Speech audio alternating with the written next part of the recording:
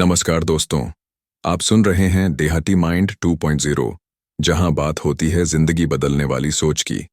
आज हम detox your mind किताब के दूसरे भाग में प्रवेश कर रहे हैं, जहां हम जानेंगे माइंडफुलनेस क्या होती है, कैसे वर्तमान में जीना सीखें और हमारी भावनाएं जैसे गुस्सा, डर और दुख, इन्हें कैसे नियंत्रित करें। पहला उपाय, माइंडफुलनेस। अब में जीने की कला। माइंडफुलनेस का मतलब है पूर्ण रूप से इस पल में उपस्थित होना। लेखक कहते हैं कि हमारा मन या तो अतीत में रहता है, जहां पछतावा और शर्म है, या भविष्य में, जहां डर और चिंता है। लेकिन वर्तमान में रहना, वहीं शांति है, वहीं समाधान है। हमारी सबसे बड़ी मानसिक समस्या यह है कि हम खाते हैं, लेकिन ध्यान मोबाइल में होता है। हम जीवन जीते हैं, लेकिन सोचते हैं किसी और की जिंदगी के बारे में। माइंडफुलनेस हमें सिखाती है, जो कर रहे हो उसमें पूरी तरह रहो। जब आप चल रहे हों, चलने को महसूस करें। जब खा रहे हों, स्वाद को महसूस करें। जब सांस ले रहे हों, सिर्फ सांस पर ध्यान दें। यही माइंडफुलनेस की शुरुआत है। दूसरा उपाय, माइंडफुलनेस का अभ्यास। सांस की शक्ति। लेखक एक सरल लेकिन प्रभावशाली अभ्यास सुझाते हैं। सिर्फ 3 मिनट सांस पर ध्यान केंद्रित करें। एक शांत जगह बैठिए, आंखें बंद कीजिए, गिनती के साथ सांस लें। 1, 2, 3, 4। फिर सांस छोड़ें। 1, 2, 3, 4। जब ध्यान भटके तो फिर से सांस पर लौट आइए।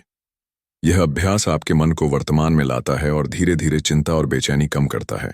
तीसरा उपाय, भावनाओं की जड़। हमारे विचार, लेखक कहते हैं, हर भावना के पीछे एक विचार होता है। जब आप गुस्सा होते हैं, वह इस सोच से आता है, ऐसा नहीं होना चाहिए था। जब आप डरते हैं, सोच होती है, कुछ गलत होने वाला है। जब आप उदास होते हैं, मन कहता है, मेरे साथ ही ऐसा क्यों हुआ। इसीलिए यदि आप अपनी सोच को पहचान लें, तो आप अपनी भावनाओं पर भी काबू पा सकते हैं। चौथा उपाय, ऑब्जर्व, फील, रिलीज तकनीक। जब भी कोई भारी भावना आए, 1, ऑब्जर्व, देखें, भावना को दबाए नहीं, पहचानिए। अभी मैं गुस्से में हूं, मुझे डर लग रहा है। यह स्वीकार करना पहला कदम है। 2, फील, महसूस करें। उस भावना को थोड़ी देर पूरी तरह महसूस कीजिए। न भागिए, न ढकिए, सिर्फ महसूस करें। 3, रिलीज, छोड़ दीजिए। फिर गहरी सांस लेते हुए कहिए, मैं यह भावना छोड़ रहा हूं, यह मुझे कंट्रोल नहीं करेगी। यह प्रक्रिया बार बार दोहराने से आप अपनी भावनाओं के मालिक बनते हैं। पांचवां उपाय, गुस्सा।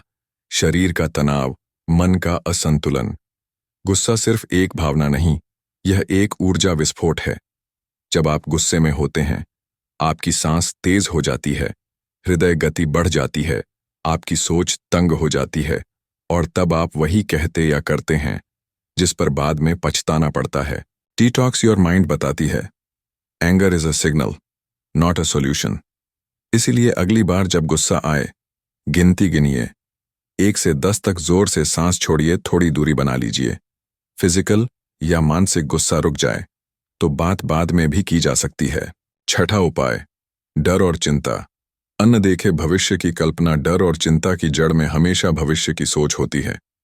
अगर मैं फेल हो गया तो लोग क्या कहेंगे, मेरे साथ कुछ बुरा ना हो जाए। लेखक कहते हैं, anxiety is nothing but success rehearsed in the negative. यानी हम वही कल्पना करते हैं जो हमें नहीं चाहिए। इसका उपाय, हर बार डर लगने पर खुद से पूछिए, क्या यह अब भी हो रहा है, और फिर कहिए, अगर अभी नहीं हो रहा तो मैं क्यों डरूं। सांस पर ध्यान लाना और अपने शरीर को शांत करना डर की शक्ति को कम करता है। सातवां उपाय, दुख और अपराध बोध, गिल्ट। बीते हुए का बोझ। बहुत से लोग अंदर ही अंदर किसी पुराने फैसले, गलती या घटना को लेकर पछतावे में जीते हैं। काश मैं ऐसा न करता, मैंने उसे दुख क्यों दिया, मैं अपने लिए क्यों नहीं खड़ा हुआ। गिल्ट एक ऐसा जहर है जो धीमा लेकिन गहरा असर करता है। डिटॉक्स योर माइंड हमें सिखाती है, you did what you new, now you know better. आपने उस समय जो किया वह आपकी समझ के अनुसार था। अब आप बेहतर जानते हैं, तो खुद को माफ कीजिए और आगे बढ़िए। 8वां, mindful feeling recharging, daily practice. लेखक सुझाव देते हैं, एक दिनचर्या। सुबह 5 मिनट शांत बैठकर 3 बातें बोलें। 1. मैं अब में हूं। 2. मैं शांत हूं। 3. मैं तैयार हूं आज को पूरी तरह जीने के लिए। दोपहर, एक काम पूरी उपस्थिति से करें, खाना, चलना, बात करना। रात, उस दिन की एक भावना को पहचान कर छोड़ें। यह छोटी छोटी आदतें ही हमारे अंदर की भावनात्मक सफाई का आधार बनती हैं। निष्कर्ष, शांति बाहर नहीं, अंदर पैदा होती है। डिटॉक्स योर माइंड का दूसरा भाग हमें सिखाता है कि शांति पाने के लिए हमें बाहर कुछ बदलने की जरूरत नहीं। जब हम अब में रहते हैं, तभी हम सच में जीते हैं। हमारी भावनाएं हमारे विचारों से जन्म लेती हैं और उन्हें हम बदल सकते हैं।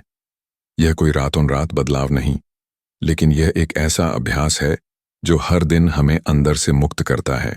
अगले भाग 3 में हम बात करेंगे रोज का माइंड डिटॉक्स रूटीन कैसे बनाएं, सोशल मीडिया, नेगेटिव इनपुट और कंपैरिजन से कैसे बचें, और अपने मन को रोज रीसेट करने की आदत कैसे डालें।